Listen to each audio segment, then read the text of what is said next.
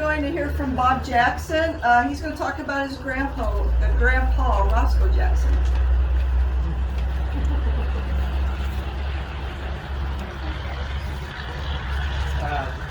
Roscoe was born June the 20th, 1918 to William and Zoe Jackson. In 1936, he graduated salutatorian of his class in high school right uptown, and from there went to work at Mayfield Chevrolet as a mechanic with his father, who also worked at Mayfield. Apparently he learned his mechanical skills from his dad and just had a mind for that thing.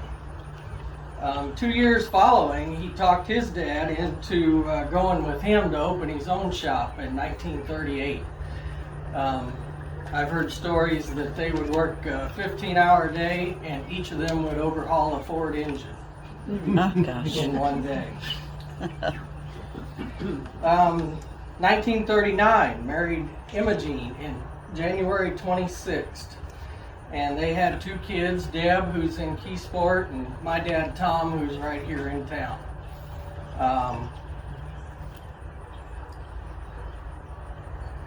In January of 46, after returning from the war, they opened they started selling used cars. Let me backtrack to World War II for a minute. He was working in the motor pool in England, and the story was that a general pulled up in a Jeep that wasn't running, and no one in the motor pool could fix it, and Grandpa walked out and fixed it and became the head of the motor pool on the spot. His other notable thing in World War II was that the day after the invasion, he was tasked with driving a deuce-and-a-half cargo truck onto Omaha Beach off one of the barges.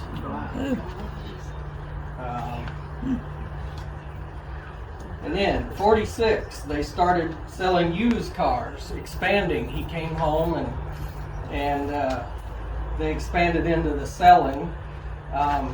One thing that I found out that I had never known until now was that shortly thereafter, he started trying to get associated with Ford.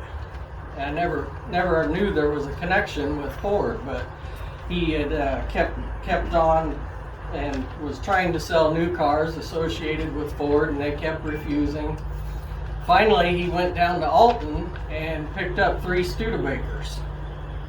Came home, sold them, and didn't want to keep driving back and forth to Alton, so he got a hold of Chrysler, and in 1954 became associated with Chrysler, which up until 1987 they were a Chrysler and Plymouth dealer. The other funny part about that is Dad told me 2 weeks after Chrysler accepted him, Ford sent a letter saying they wanted him. During their car sales, especially through the 60s and 70s and into the 80s until the interest rates skyrocketed, they commonly year after year sold 1 car per calendar day. It was nothing to sell 30 to 40 cars here in Mulberry Grove per month. I've seen pictures where that building had 2 rows around it, behind it, 2 rows across the street. It just cars everywhere. Had a gas station pump in front of it too. Had a gas pump there in front. The part that's fallen in is where the gas pump was. But yeah, and then they'd have a car in the showroom, but Now the roofs are caving in, all of the walls are falling in on it now. yeah. Yes, it's time for it to go. But they sold the Chryslers. Dad joined him in 1976. Grandpa had refused to let him into the garage business, made him go to college and become a teacher. And then in 76, Dad had lost his job down at Farina, and he came back and sold cars with Grandpa from 76 to 87.